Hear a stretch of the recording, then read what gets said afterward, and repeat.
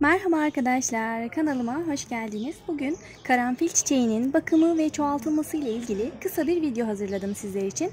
Bildiğiniz gibi karanfil çiçeği görüntüsü ve kokusuyla evimizi, balkonlarımızı süsleyen muhteşem bir çiçek arkadaşlar. Burada birkaç tane çeşit karanfilim var benim. İnsan istiyor ki hepsinden renk renk evinde olsun ama tabii ki evlerimiz, balkonlarımız çok müsait olmadığı için ancak birkaç rengini böyle saksının içerisinde yetiştirmeye çalıştım ben de. Bazılarının çiçekleri döküldü. Özellikle bu konuyu hemen değinmek istiyorum.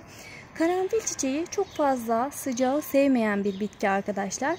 Aşırı derecede güneş aldığı zaman bu şekilde tomurcuklar hemen erken bir süre içerisinde dökülmeye başlıyor. Şuradan da görebilirsiniz. Bakın oldukça buruşmaya başladı. Ben Alanya'da yaşadığım için ve burada balkonumda özellikle direkt güneş ışığını çok fazla aldığı için maalesef erken bir zaman içerisinde böyle çiçeklerini döküyor. Bir de sulamasına çok dikkat etmek gerekiyor arkadaşlar. Hemen susuyor. Sıcaklığa fazla dayanamadığı için bakın toprak hemen daha dün sulamama rağmen bakın toprak kurudu. Tabi sizin bulunduğunuz iklim şartlarında bu şekilde olmayabilir.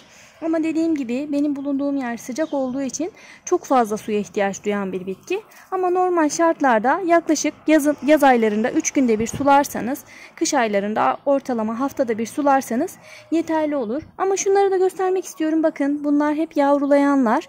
Küçük bir tane diktim. Onların hepsinin yavruları çıkmaya başladı. Şunların hepsi yavru ve bunların hepsi çoğaltılmaya müsait olan karanfiller. Şimdi bunları nasıl çoğaltacağınızı hemen kısaca göstermek istiyorum. Mesela bakın şurada uygun bir tane karanfil var. Hemen bunu koparıyorum. Bakın kopardım. Çok fazla büyük olmayacak. Yaprağının gördüğünüz gibi bakın yaklaşık 4-5 tane yapraklı olması gerekiyor. Bakın 1, 2, 3, 4 ve 5.'si. Bu tam dikmek için müsait. Ne çok küçük ne çok büyük. Bunu bu şekilde dikebilirsiniz. Ben genellikle çok uğraşmıyorum. Direkt saksının dibine böyle gömüyorum. Oradan çoğalıyor ama diyelim ki birine vermek istediniz veya farklı bir saksıda çoğaltmak istediniz. Küçük bir saksı tercih ederek bu işi yapabilirsiniz. Küçük bir saksıya gömüp şöyle bir miktar toprağa bastırmanız yeterli olur. Dediğim gibi eğer isterseniz yine aynı saksıdan da devam edebilirsiniz. Bakın oldukça fazla yavrular vermiş. Bunları ayırırsanız çok daha hızlı bir şekilde büyürler ve çok daha hızlı bir sonuç alırsınız. Yine şuna da değinmek istiyorum. Bu da oldukça önemli arkadaşlar. Bakın şunlar kurumaya başlamış olan karanfiller. Eğer siz bunları budamazsanız çok fazla yavru elde edemezsiniz. Bakın şurada göstereyim. Ben bakın şunu kopardım.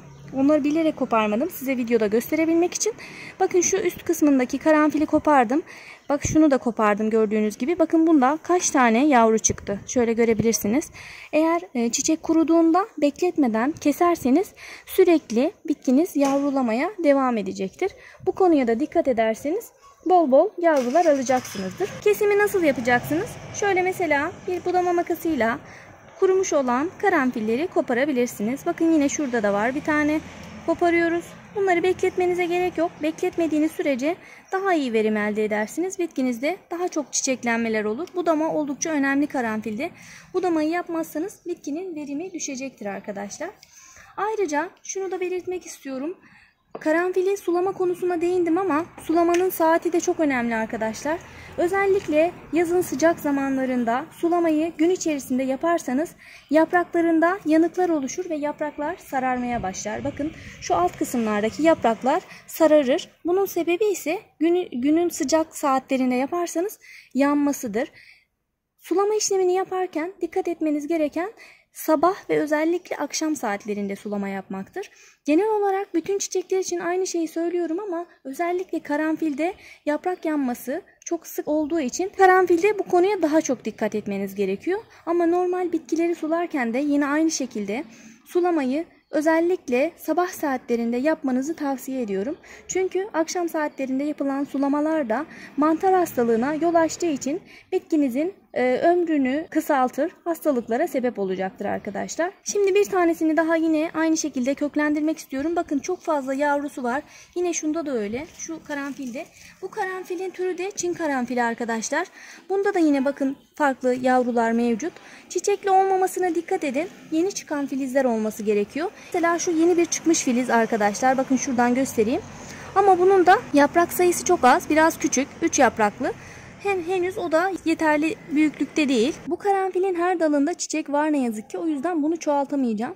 Çiçekli olmamasına dikkat edin. Çiçekli olursa bitki öncelikle çiçek açmaya çalışır. Gelişim göstermez, hemen köklenmez. O yüzden çiçeksiz olanı tercih edin. Bakın şurada bir tane mevcut. Şunu göstereyim. Bakın şunu koparıyorum. Kopardıktan sonra bunu bu şekilde dikmiyoruz arkadaşlar. Az önce de belirttiğim gibi şu üst kısmını kırıyoruz. Bakın şöyle dikeceğiz. Çok böyle yapraklı olmayacak. Bu şekilde saksıya hiçbir işlem yapmıyorsunuz, gömüyorsunuz.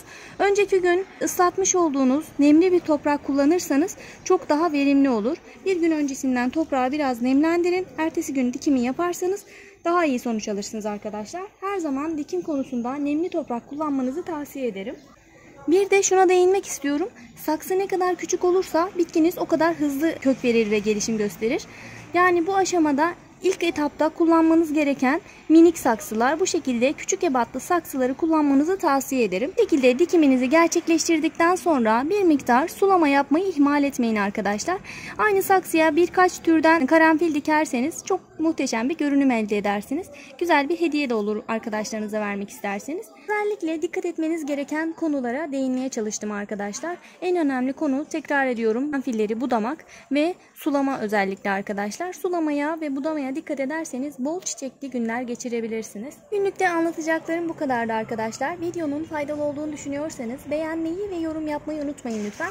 Ayrıca yeni videolardan haberdar olabilmek için Beril'in Hünerleri YouTube kanalıma ücretsiz olarak abone olabilirsiniz. Çiçek ve bahçe bakımına dair tüm soru ve görüşlerinizi bana yorumlarda iletebilirsiniz arkadaşlar. Elimden geldiği kadar herkese yardımcı olmaya çalışıyorum. Ayrıca Beril'in Hünerleri Instagram hesabımdan da bana ulaşıp soru ve görüşlerinizi iletebilirsiniz. Bugünkü videonun da sonuna geldik. Başka bir videoda görüşene dek sağlıcakla kalın.